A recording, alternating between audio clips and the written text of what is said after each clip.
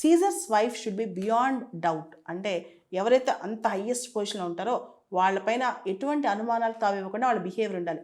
కానీ judges behaviour అలా ఉందా? దీని మీద చాలా చర్చ జరుగుతుంది దేశవ్యాప్తంగా.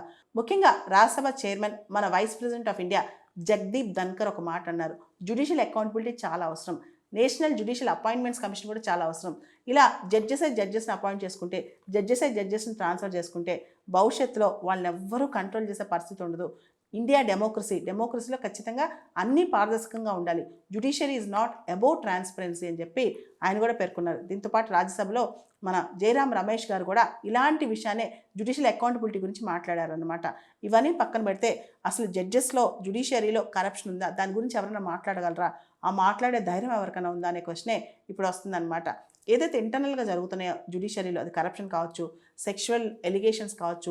కొన్ని సంవత్సరాల క్రితం చీఫ్ జస్టిస్ ఆఫ్ ఇండియా మీద సెక్షువల్ హరాస్మెంట్ ఎలిగేషన్స్ వచ్చాయి.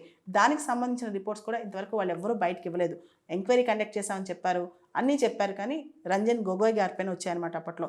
దానికి సంబంధించి కూడా ఎటువంటి ఇన్ఫర్మేషన్ బయటకు రానిలేదు. మనం జడ్జెస్కి జ్యుడిషియరీకి ఎంత రెస్పెక్ట్ ఇచ్చామంటే పార్లమెంటరీ తీర్మానం ద్వారా సుప్రీంకోర్టు జడ్జిని కానీ హైకోర్టు జడ్జిని కానీ ఇంతవరకు మనం తొలగించలేదన్నమాట. కానీ మనం చూస్తే కనుక ర్యాంపెంట్ కరప్షన్, అన్ని వ్యవస్థల్లో అవినీతి ఎలా ఉందో హయ్యర్ జ్యుడిషియరీలో కూడా అవినీతి కనిపిస్తూనే ఉంది. కానీ అది బయటకు రాకుండా మనం ఎంతకాలం కప్పిపుచ్చుతాం, ఇదే పెద్ద క్వశ్చన్ అనమాట.